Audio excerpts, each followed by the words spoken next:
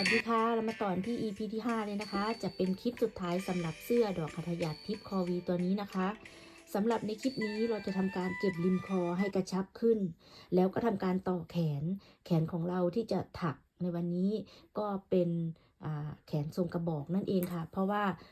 เรามีหางปลาตรงชายเป็นระบายย้อยๆแล้วนะคะเราเลยต้องการเป็นแขนทรงกระบอกยาวๆแต่อันที่จริงเพื่อนท่านใดต้องการแขนสั้นก็สามารถใส่ได้เลยนะคะเก็บริมสวยๆแล้วก็ถักใส่หรือใครจะต้องการแขน3ส่วนก็ถักแขนออกมา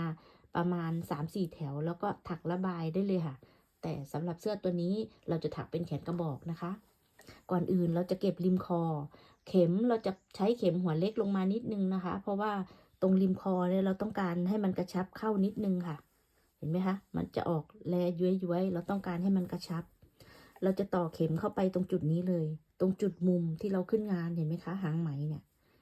ตรงห่วงแรกนะคะเราปักเข็มเข้าไปดึงไหมขึ้นมาใครกลัวหลุดก็อย่าลืมมัดเลยนะคะมัดเป็นงั้นตายเลยแต่เราจะดึงมาแล้วเหลือประมาณนี้ค่ะแล้วเราก็จะถักโซ่3นะคะ1 2 3แล้วก็ให้ x ลงประมาณนี้ค่ะเห็นไหมคะมันจะเป็นริมของมันเนี่ยริมของทุกห่วงเลยเราจะถักโซ่3ปักลงริมค่ะ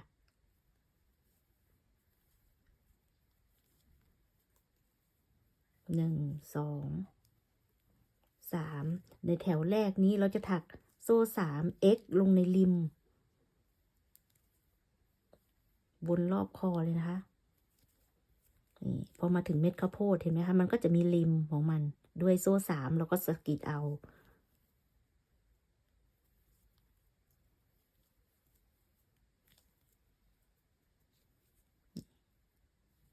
พอมาถึงช่วงหลักนี้นะคะมันก็จะมีเอฟตรงริมตรงนี้เราก็จะสะกิดเอานะคะให้เพื่อนๆกะลงช่องให้ถูกแถว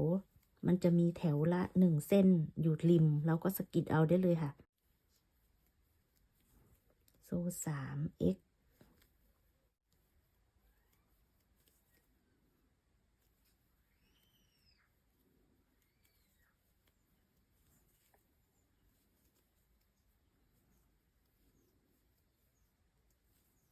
ถึงเม็ดข้าวโพดก็อย่าลืมนี่ค่ะ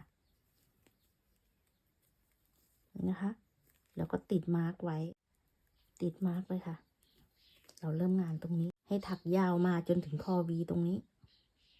เราถักจากจุดเริ่มต้นยาวมาจนถึงตรงวีแล้วนะคะทีนี้เราก็จะถักโซ่3แล้วก็ข้ามมาวีขึ้นฝั่งนี้เลยนะคะโซ่3แล้วก็ปักลงตรงริมของทุกแถวนี่ค่ะตรงเม็ดข้าวโพดมันก็จะอยู่แอบนิดนึงนะคะตรงโซ่3ตรงนี้ถึงตรงนี้ก็ x ลงไปแต่ละแถวนะคะมันจะมีเส้นริมเนี่ยตรงนี้เป็น f เห็นไหมคะเราก็พลิกงานแล้วก็ปักแบบนี้ค่ะ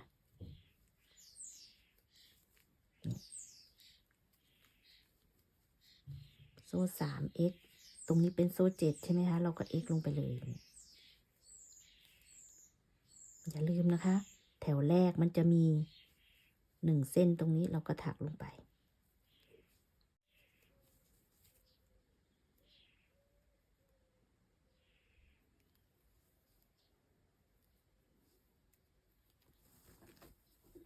แล้วก็ถักคอวียาวขึ้นไปนะคะจนสุดแถวถึงมุมฝั่งนี้เลยเราถักจากจุดตรงคอวีนะคะยาวขึ้นมาถึงมุมฝั่งนี้โซ่3แล้วก็ลงในมุมเลยค่ะมันจะเท่ากันกับฝั่งนี้เลยนะคะอันนี้ก็เริ่มจากที่มุมลงมาคอวีแล้วก็ถักจากคอวียาวขึ้นมาถึงมุมจุดเดียวกันค่ะต่อไปนี้เราก็จะถักช่วงตรงหัวไหล่ยาวไปคอหลังแล้วก็ไปจบที่ตรงจุดเริ่มต้นนะคะก็ถักโซ่3แล้วก็ให้ x ลงในทุกช่องหรือในทุกห่วงเลยนะคะ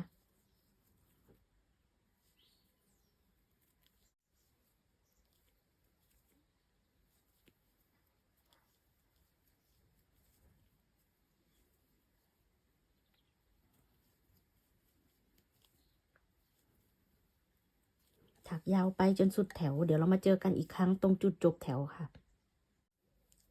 ในห่วงสุดท้ายก็โซ่3แล้วก็ x ลงไปเลยค่ะต่อไปแถวที่2นะคะเราจะเลื่อนเข็มมาในห่วงแรกดึงผ่านเราจะขึ้นงานตรงห่วงแรกนะคะเราจะขึ้นงานด้วยโซ่3แล้วก็ให้ x ลงไปในห่วงถัดไป1 2 3 x ลงห่วงถัดไปในแถวนี้ไม่มีอะไรมากค่ะเราก็โซ่3 x วนไปรอบคอเลยค่ะ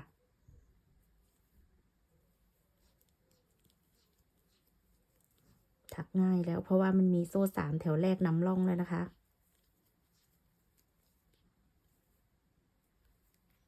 ให้เพื่อนๆถักวนรอบคอเลยเดี๋ยวเรามาเจอกันอีกครั้งตรงจุดจบแถวในห่วงสุดท้ายโซ่3แล้วก็ปักลงไป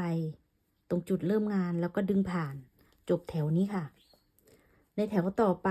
เราก็จะถักเป็นแถวสุดท้ายปลายสุดนะคะสำหรับคนที่ต้องการริมคอหนากว่านี้ก็ถักลายต่อไปอีกได้นะคะแต่สำหรับเราว่าลายตัวเสื้อมันเด่นอยู่แล้วเราไม่ต้องการโชว์คอเสื้อหรือเน้นตรงคอเสื้อนะคะเราต้องการริมคอเสื้อบางๆฉะนั้นแถวนี้จะเป็นแถวสุดท้ายค่ะเราจะถักโซ่3แล้วก็ให้ F ลงไปที่เดิมตรงที่เราจบงานเมื่อกี้ค่ะปลด F หมดเลยนะคะครั้งที่1 F อีก1ครั้งลงไปลักษณะนี้ค่ะแล้วก็ให้ปัก X ลงใน X แถวที่แล้วนะคะ1 2 3โซ่3 F 2ครั้งปลดหมดค่ะแล้วก็ให้ x ลง x แถวที่แล้วเห็นไหมคะนี่เราจะได้ริมคอลักษณะนี้ค่ะ1 2 3โซ่3 f ตัวที่1ตัวที่2 x ลงไปใน x แถวที่แล้วโซ่3 f 1 f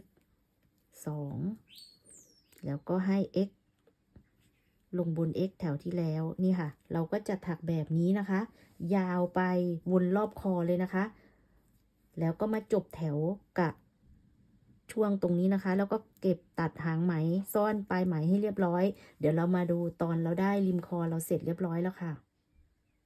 ริมคอของเราที่ถักเสร็จก็จะกระชับเข้ามาเป็นรูป V สวยงามนะคะนี่ง่ายๆค่ะต่อไปเราจะทำการต่อแขนนะคะสำหรับท่านใดที่ต้องการแขนสั้นคุณก็สามารถถักเก็บริมหรือใส่ริมสวยๆได้เลยนะคะหรือใครต้องการแขนที่ต่อมา 1-2 ช่วงลายแล้วก็จบก็ได้ค่ะก็น่ารักไปอีกแบบนะคะทำได้หลากหลายหรือใครต้องการแขนยาวแล้วปลายระบายเหมือนชายนะคะก็สามารถถักขยายลายแบบนี้ดูวิธีทำเหมือนกันทุกอย่างกับระบายเสื้อนะคะแต่เราต้องการเป็นแขนตรงหรือเป็นทรงกระบอกยาวมาถึงนี้เลยนะคะเราไม่ต้องการทำเป็นระบายนะเราก็จะถักจนมาถึงแถวสุดท้ายเราก็จะจบแบบเดียวกันกับชายตรงนี้ค่ะก็คือพอถึงเม็ดข้าวโพดแถวสุดท้ายเราก็จะถักตุ่มเลยนะคะง่ายๆค่ะความยาวนี่ตามต้องการเลยนะคะสำหรับใครที่ต้องการทำแขนยาวเหมือนเราก็พลิกงานไปด้านหลังค่ะเราจะเริ่มตรงดอกตรงใกล้ๆจุดรักแร้เลยนะคะจะได้ไม่งงขยับออกมาตรงนี้ค่ะมันจะถึงลายผิดเห็นไหมคะตรงนี้แถวสุดท้ายของแขนเว้นหลักแรกค่ะเราจะต่อไหมเข้าไปหลักที่2อย่าลืมนะใครกลัวหลุดก็มัดเป็นเงื่อนตายแต่เราจะดึงขึ้นมาประมาณนิ้ว1หรือนิ้วครึ่งก็ว่านไปเราจะถักโซ่3แทน F หลักแรกนะคะแล้วก็ให้ F ลงไปในหลักถัดไปค่ะแถวที่แล้วมี12หลักแถวนี้จะต้องเหลือ10ใช่ไหมคะเราก็ถัก F ลงไปใน10หลักเลยนะคะจะเว้นหลักแรกกับหลักสุดท้าย10หลักนี่รวมโซ่นะคะก็ถักตามปกติ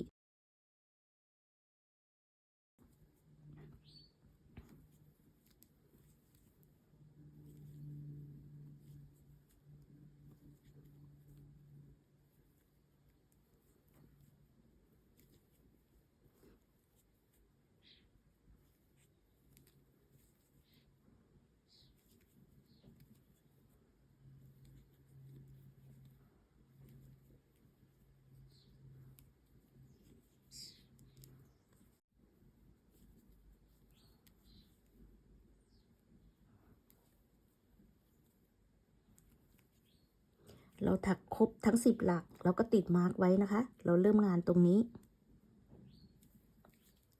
ต่อไปเราจะถักตรงใต้รักแร้นะคะ ตรงนี้มันก็จะขั้นงานด้วยโซ่7นะคะ ตรงนี้เราก็ถักโซ่7ปกติเลย1 2 3 4 5 6 7ครบโซ่7ทีนี้ตรงช่วงนี้นะคะเราจะใช้ F 2 หลักปักลงในมุมนะคะเพราะแถวนี้มันต้องเป็น10ค่ะ F 2 หลักลงในมุมแล้วก็ F อีก4 ตัวลงในห่วงแรกอีก4 ตัวก็ลงในห่วงถัดไปทั้งหมดจะครบ10 หลักนะคะ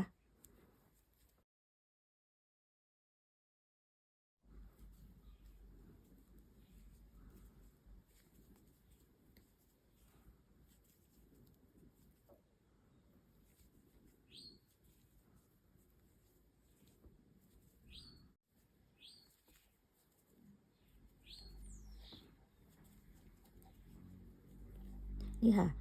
2 หลัก4 หลัก4 หลักรวมกันเป็น10นะคะใต้รักแร้เราก็จะได้ลักษณะนี้ลายมันจะเยื้องไม่เป็นไรนะคะเพราะว่าอยู่ใต้รักแร้ไม่มีใครเห็นเราก็ถักโซ่7ตรงนี้ค่ะ1 2 3 4 5 6 7เสร็จแล้วเราก็มาลงฝั่งนี้เลยนะคะข้าม1 2 3แล้วก็ลง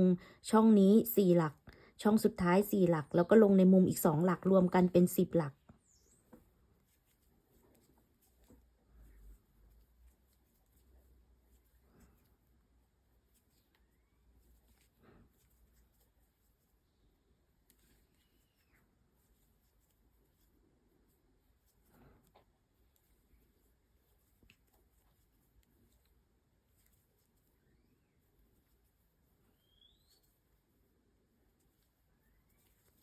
ในมุมอีก2 หลัก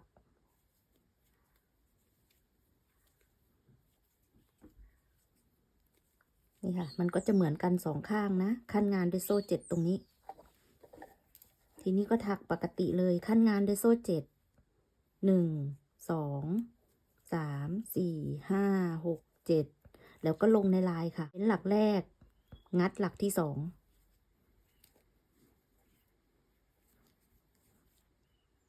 หลักที่3แล้วก็ถักให้ครบทั้งหมด10 หลักนะคะนี่ค่ะถักยาวไปขั้นงานด้วยโซ่7ทุกดอกวนรอบจนจบแถวเดี๋ยวเรามาเจอกันอีกครั้งตรงจุดที่เราจบแถวค่ะจบแถวด้วยโซ่7ปักเข็มเข้าไปในโซ่3ตรงจุดเริ่มต้นแล้วก็ดึงผ่านจบแถวนี้ค่ะในแถวต่อไปเราก็ดูลายผ้าที่เราถักมามันก็จะเหลือ8 หลักนะคะ F 8 หลักแถวต่อไปก็จะเป็นทรงกลวยหรือตัว V ขั้นงานด้วยโซ่3นะคะตรงนี้ก็ขั้นงานด้วยโซ่3เช่นกันเลื่อนเข็มเข้าไปในหลักถัดไปค่ะดึงผ่านขึ้นงานเหมือนเดิมนะคะด้วยโซ่3แทน F หลักแรกแล้วก็ปัก F ลงไปให้ครบทั้ง8 หลักก็จะเว้นหลักแรกกับหลักสุดท้ายค่ะดึงขึ้นมาให้เท่ากันแล้วก็ค่อยปลดนะคะ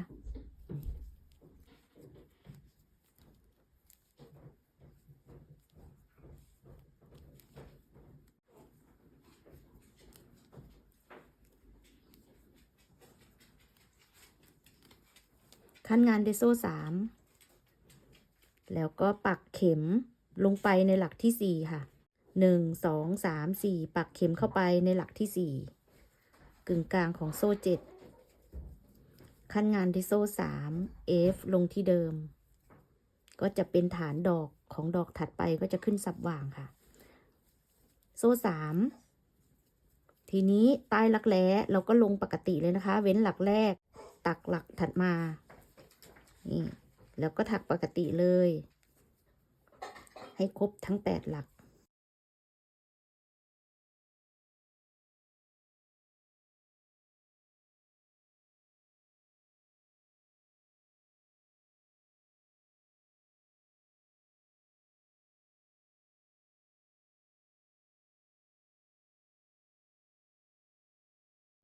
ครบ8 หลักก็โซ่3 1 2 3 4ปักเข็มลงไปในหลักที่4 นี่ค่ะแล้วก็ถักฐานดอกปกติเลยนะโซ่3แล้วก็ถักฝั่งนี้เหมือนเดิมค่ะเว้นหลักแรกปักลงไป8หลักถัดไปค่ะ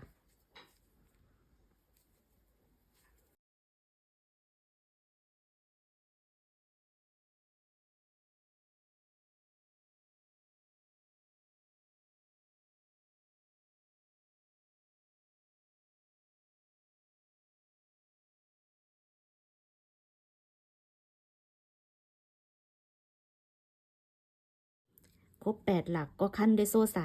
3แล้วก็ F ลงในโซ่4ขั้นด้วยโซ่3 F ลงที่เดิมฐานดอกของลายถัดไปนะคะเนี่ยมันก็จะขึ้นกึ่งกลางถักแบบนี้นะคะซ้ำๆวนรอบวงแขนเลย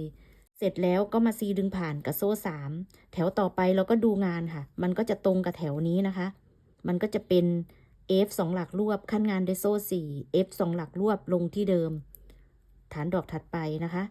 เสร็จแล้วในนี้ก็จะมี F 6หลัก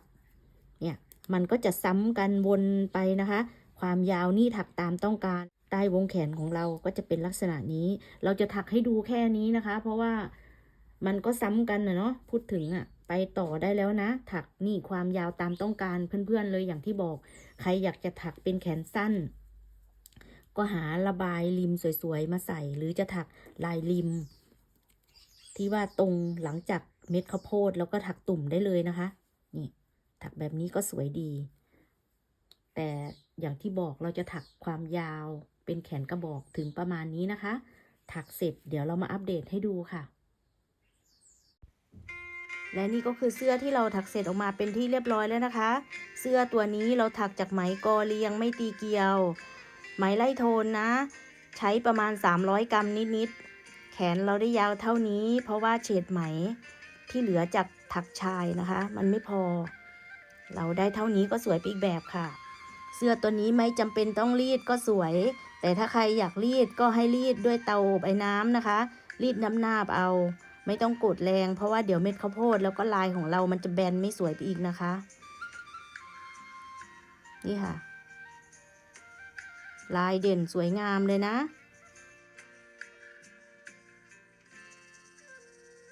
ถ้าเห็นว่าคลิปนี้ดีมีประโยชน์ก็อย่าลืมกดไลค์กดแชร์เพื่อเป็นกำลังใจให้สาวน้ำมนต์ได้ทำคลิปดีๆมาแบ่งปันเพื่อนๆด้วยนะคะ